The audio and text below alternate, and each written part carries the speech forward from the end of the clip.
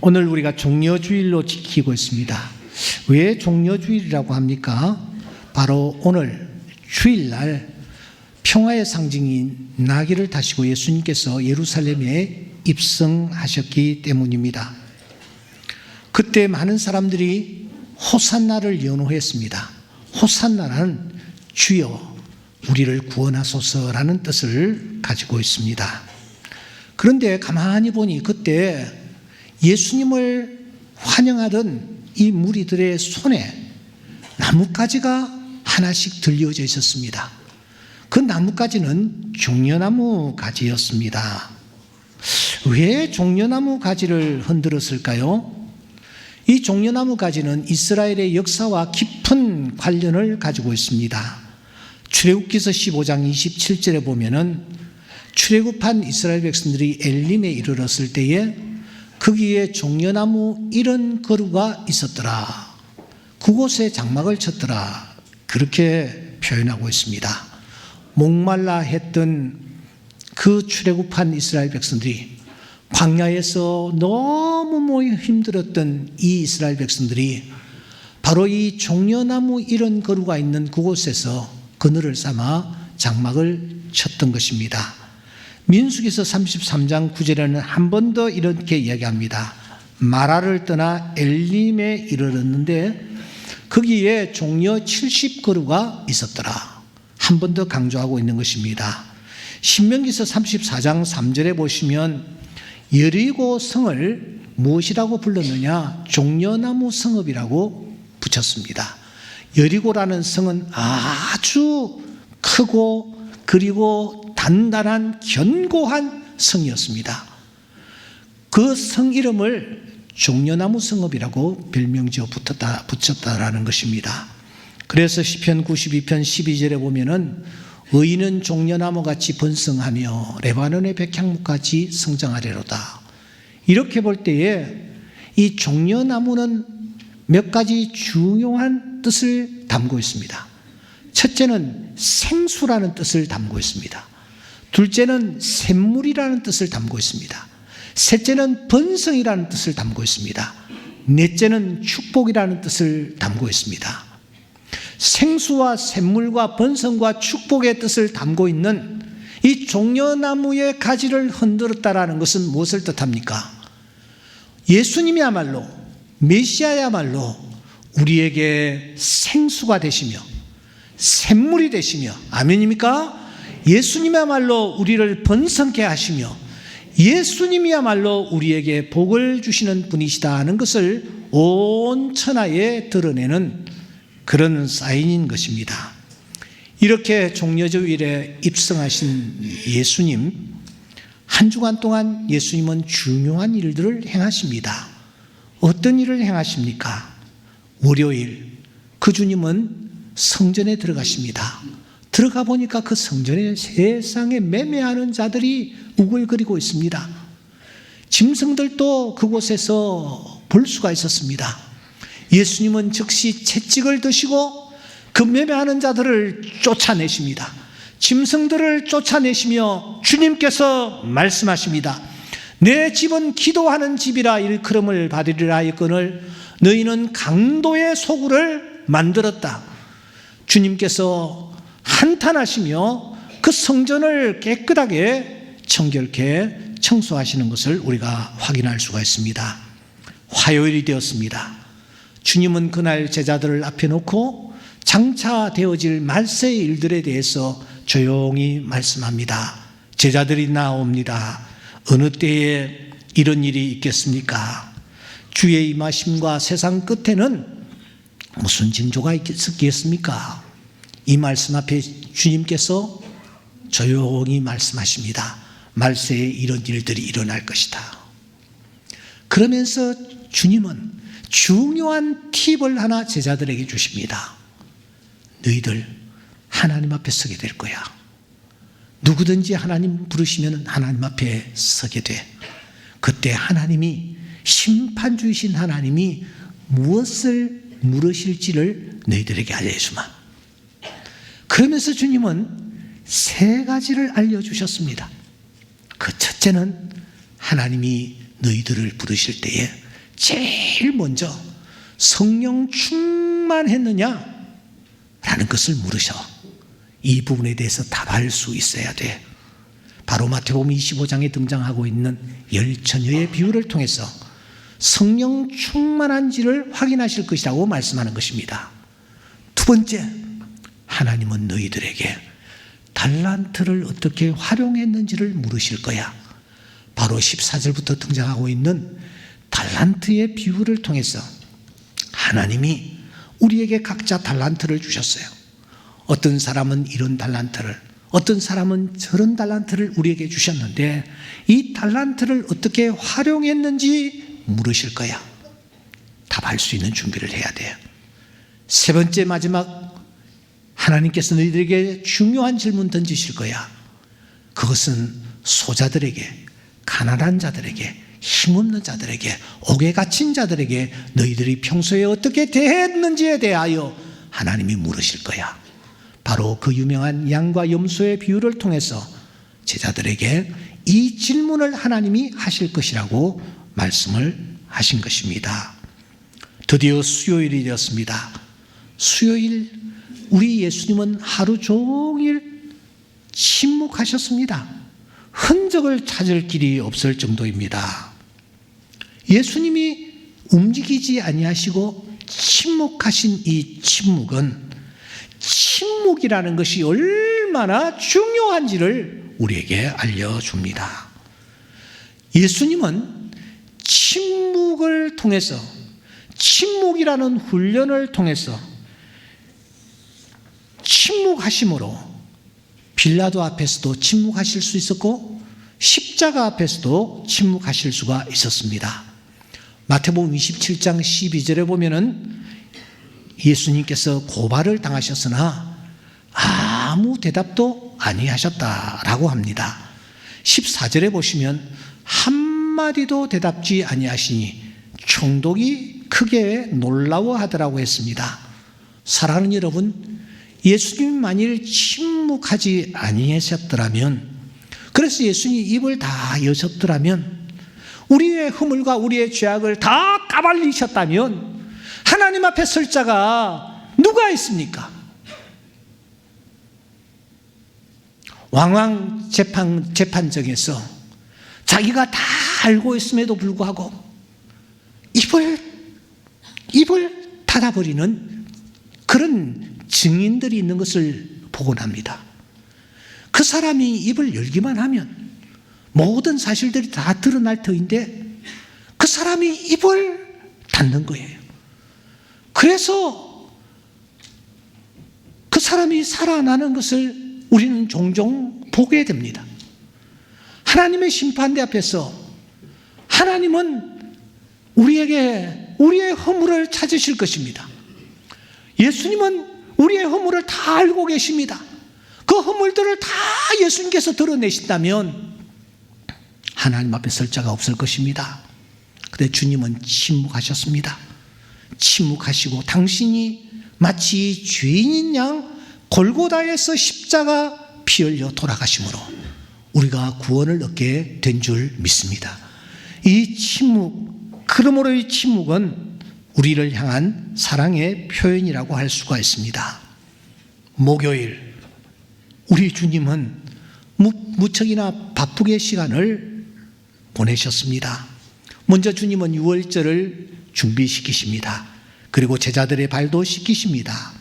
그리고 제자들과 함께 유월절 식사를 나누십니다. 그때 주님께서 말씀하십니다. 떡을 가지사 축복하시면서 받으라, 이것은 내 몸이라고 하셨습니다. 잔을 가지사 감사 기도하시고 예수님은 이것을 사랑하는 제자들에게 나누어 주시며 많은 사람을 위하여 흘리는 나의 피, 곧 언약의 피니라고 하셨습니다. 주님은 그 최후의 만찬이 끝날 즈음에 이런 말씀을 던지십니다. 야, 너희들 중에 말이야, 한 사람이 나를 팔 거야. 그래도 그 순간 그 자는 꿈쩍도 하지 않습니다. 그러자 잠시 뜸을 들인 예수님께서 이렇게 말씀을 이어가십니다. 지금 나와 함께 그릇에 손을 넣는 그 자가 나를 팔리라. 순간 제자들의 시선이 예수님의 손과 겹쳐져 있는 자가 누구인지를 확인했습니다. 바로 그 자, 가룟 유다였습니다. 하지만 그 가룟 유다는 자기가 아닌 듯이 외면하면서 그냥 눈알만 굴리고 있는 것 아닙니까? 주님은 그가 회개하고 마지막 순간 돌아오기를 기다렸지만 그는 사탄의 간교로 말미암아 완전히 사로잡혀서 예수님의 말씀 앞에 그는 회개할 생각이 없었습니다. 이 사실을 아신 주님께서 마지막으로 하신 말씀이 이 말씀입니다. 야, 내가 하던 일을 속히 행하라.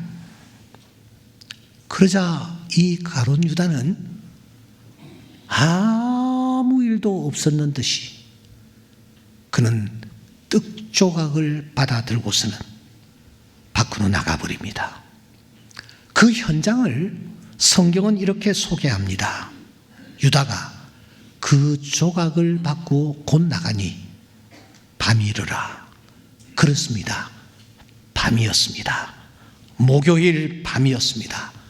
밤이 깊었습니다. 이제 원수들이 잠시 후면은 들이닥칠 것입니다. 예수님은 자의로 어떤 행동과 액션을 취하실 시간이 얼마 남지 않았습니다. 1시간 남았을까요? 아니면 2시간이 남았을까요? 주님은 이제 붙들리실 겁니다. 붙들리기 직전에 우리 주님이 무엇을 제자들에게 보여주려 하십니까? 바로 본문입니다. 36절에 보면은 예수님께서 겟세마네 동산이라는 곳으로 들어가십니다. 그리고 제자들에게 너희들 여기 앉아 있으라고 하십니다.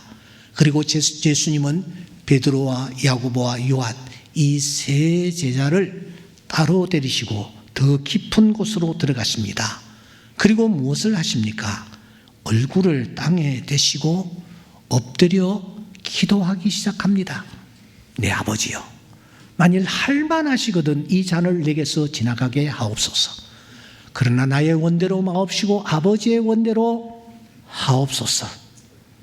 주님이 마지막 순간 당신이 활용할 수 있는 그 짧은 시간, 그 순간 주님은 무엇이 가장 중요한지를 몸소 보이고 계시는 것입니다.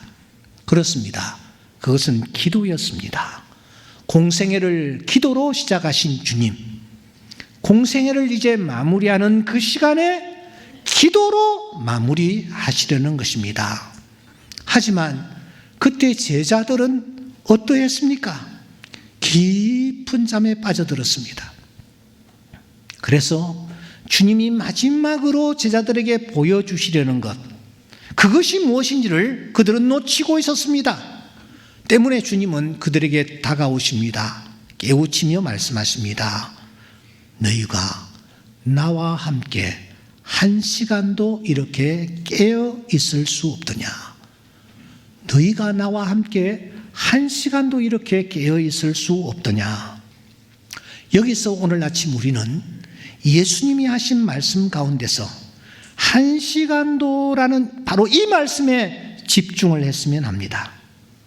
호라라는 단어입니다. 이것은 1시간이라는 뜻으로 번역할 수도 있지만 그보다 더 강한 표현은, 정확한 표현은 정한 시간, 기간, 이런 뜻을 담고 있습니다. 그래서인지 이전 성경을 살펴보니까 이전 성경에는 1시 동안만이라도 이렇게 번역을 해 놓았더라고요.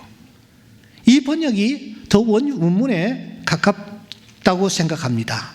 때문에 오늘 아침 저는 설교의 제목을 1시 동안만이라도 라고 잡았습니다. 왜냐하면 예수님이 하신 말씀 가운데서 바로 이 부분에 강조점이 있기 때문입니다. 사랑하는 여러분, 성경은 분명히 우리에게 이렇게 말합니다.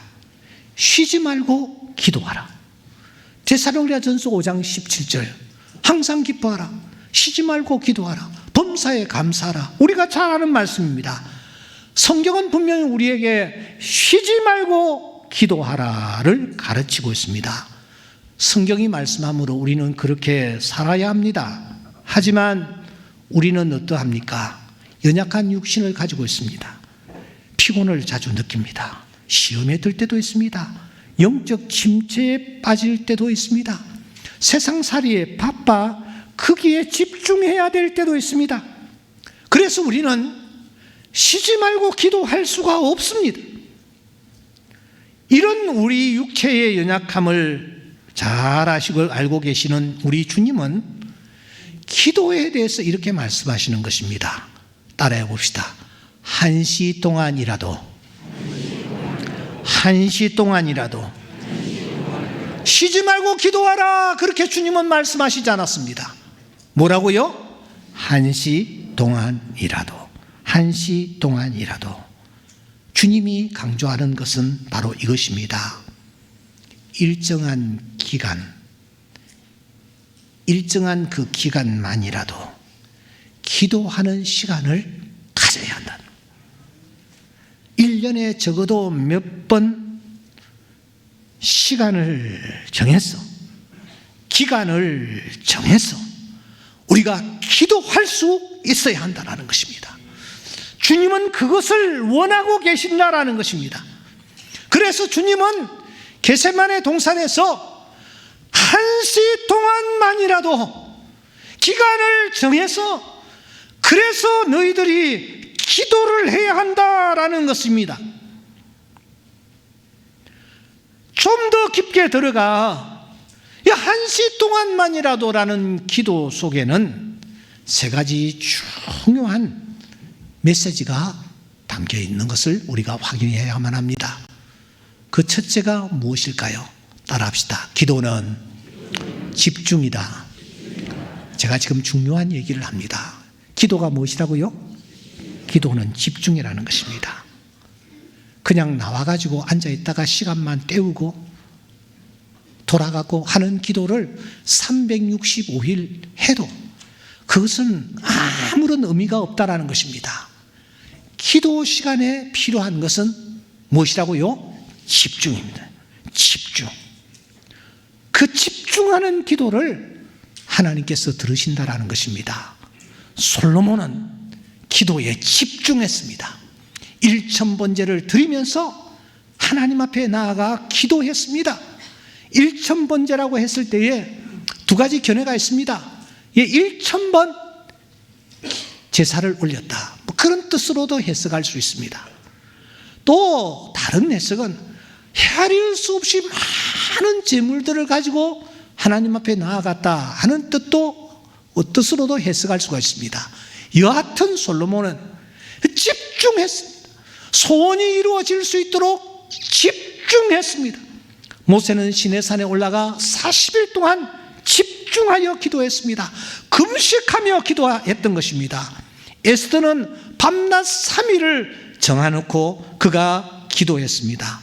다니엘도 전에 하던 대로 그가 집에 돌아와 예루살렘을 향한 창을 열고 그가 기도를 했던 것입니다. 하지만 여러분, 이 기간의 집중보다 더 중요한 것은 태도의 집중, 마음의 집중입니다. 그날 밤 주님이 어떤 기도를 들으셨습니까? 얼굴을 땅에 대시고 엎드려 기도하셨다고 했습니다. 동일한 사건을 누가는 이렇게 기록하고 있습니다. 예수님이 무릎을 꿇고 기도하셨다고요. 그냥 의자에 앉아서 편안한 자세로 턱을 고이고 이런 식으로 기도한 것이 아닙니다. 힘쓰고 애써 더욱 간절히 기도하시니 땀이 땅에 떨어져 핏방울과 같이 되었다라고 기록하고 있습니다. 주님이 간절한 마음으로 집중하셨다라는 것입니다. 하늘에서 불이 내리도록 했던 엘리야, 온 땅이 가뭄으로 메말랐을 때에 비가 쏟아지게 했던 엘리야, 그냥 하나님 불을 주십시오, 하나님 이제는 비를 주십시오, 그렇게 기도해서 기도가 응답된 것이 결코 아닙니다. 엘리야는 어떻게 기도했습니까? 갈멜산 꼭대기로 올라가서 땅에 굴어 엎드려 얼굴을 무릎 사이에 넣고 그가 기도했다고 말합니다. 에스라는 어떻게 기도했습니까? 속옷과 겉옷을 찢은 채 무릎을 꿇고 나의 하나님 향하여 손을 들고, 여러분 에스라의 기도의 자세를 주목해 보십시오. 자기가 입었던 옷을 다 찢었답니다. 무릎을 꿇었답니다. 하나님을 향하여 손을 들고 그가 기도했을 때에 하나님께서 에스라의 기도를 들으시고 응답하셨습니다. 다윗도 손을 들고 부르짖었습니다. 여러분, 한시 동안만이라도 라는 이 말씀 속에는 이렇게 집중이라는 놀라운 뜻이 담겨 있습니다. 기간 동안 집중하는 것, 더 나아가 마음과 태도를 집중하는 것. 오늘 여러분 기도에는 이 집중이라는 것이 있습니까? 한번 기간을 정해놓고 금식을 해본 경험이 있습니까? 한번 기간을 정해놓고 엎드려서 무릎을 꿇고 기도해 보신 적이 있습니까? 한번 기간을 정해놓고 그야말로 옷을 찢으며 기도해 본 적이 있습니까? 머리를 무릎 사이에 넣고 기도해 보신 적이 있습니까? 따라합시다. 기도는 집중이다. 내 기도가 왜 응답되지 않는가?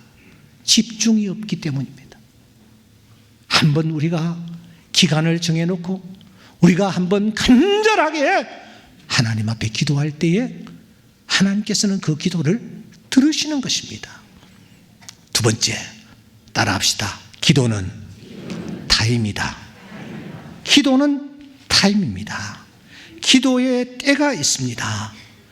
예수님께서 이들을 자꾸 깨우시다가 마지막에는 무엇이라고 말씀하십니까? 야, 이제는 자고 쉬어라. 때가 가까이 왔으니 인자가 죄인의 손에 팔리느니라. 무슨 말입니까? 기도에는 때가 있다라는 것입니다. 때를 놓치면 되지 않습니다. 마태복음 25장에 보면은 미련한 여인들이 뒤늦게 예수님 하나님께 찾아와서 막 문을 두드립니다. 주여, 우리들입니다. 문을 열어 주십시오. 그때 안에서 들리던 음성이 무엇입니까? 내가 너희들을 도무지 알지 못한다. 문이 열리지를 않았습니다. 부자가 저쪽에 있는 아브라함을 향하여 간절한 마음으로 간구합니다. 주여, 나사로의 손끝에 물 한 방울만 찍어서 내 혀를 서늘게 해 주십시오. 늦었어. 그 부자의 기도는 응답되지 않았습니다. 여러분, 기도는 때가 있습니다. 때를 놓치지 마셔야 합니다. 세 번째, 따라합시다. 기도는 믿음이다. 기도는 믿음이다. 주님께서 아이를 고치지 못하는 제자들 곁에 다가가 그 물에도 넘어지고 불에도 자빠지는 아이를 고쳤습니다. 그 모습을 바라본 제자들이 예수님께 묻습니다. 예수님, 우리는 어찌하여 고치지를 못했습니까? 그때 주님이 하신 말씀을 기억하십니까? 기도 외에 다른 것으로는 이런 종류가 나갈 수 없느니라. 동일한 사건을 그런데 마태는 이렇게 기록하고 있습니다. 마태복음 17장 20절에 보시면 너희 믿음이 작은 까닭이니냐. 자, 저를 주목하십시오. 기도가 무엇이냐? 기도는 믿음이라는 것입니다. 마가는 기도를 강조하고 있고 마태는 믿음을 강조하고 있습니다. 동일한 사건인데 한 사람은 기도를 중점적으로 바라보았고 한 사람은 믿음을 중점적으로 바라보고 있는 것입니다. 야고보 선생이 우리에게 도전합니다. 너의 믿음을 보여달라고요. 여러분, 우리가 어떻게 내 믿음을 보여줄 수 있습니까? 하지만 한 가지 방법이 있습니다. 그것은 기도하는 것입니다. 기도하는 자는 믿음이 있는 사람이요, 기도야말로 믿음을 보여주는 통로가 되는 줄 믿습니다. 그래서 마태는 믿음을, 마가는 기도를 강조하고 있는 것입니다. 이제 저는 말씀을 맺으려고 합니다. 우리 주님께서 이제 얼마 남지 아니한 마지막 한두 시간, 그 시간에 당신이 보여주실 수 있는 것, 보여주려고 했던 가장 중요한 것, 그것은 바로 기도였습니다. 기도하되 1시 동안만이라도 기도하는 것이었습니다. 1시 동안만이라도 기도하는 그 기도는 어떤 기도입니까? 기도가 집중임을 보여주시는 것입니다. 기도가 타임임을 보여주시는 것입니다. 기도가 믿음이라는 사실을 우리에게 보여주는 것입니다. 이제 우리가 고난주간에 접어들었습니다. 지난 사순절을 우리가 보냈습니다마는 그냥 어영부영 우리가 사순절을 보냈습니다. 이제 한 주간 남았습니다. 주님이 오늘 우리에게 말씀하십니다. 1시 동안만이라도 이렇게 깨어 있을 수 없더냐? 바로 나에게 주시는 주님의 음성으로 우리가 받으면서 이 한 주간 동안 기도는 집중이라는 사실을 기억하고, 기도는 타임이라는 사실을 기억하고, 더 나아가 기도야말로 믿음이라는 사실을 우리가 기억하면서 한 주간 동안 기도에 집중하는 은혜가 있기를 소원합니다. 놓치지 않기를 바랍니다. 내 믿음을 보여줄 수 있는 기회로 삼으실 수 있기를 바랍니다. 예수의 흔적을 지녔는가? 우리가 이 주제로 내일 새벽부터 한 주간 동안, 한 주간도 아닙니다, 5일 동안 우리가 함께 기도하기를 원합니다. 다 함께 나오셔서 기도에 동참하는 큰 은혜가 있을 수 있기를 주의 이름으로 축원합니다.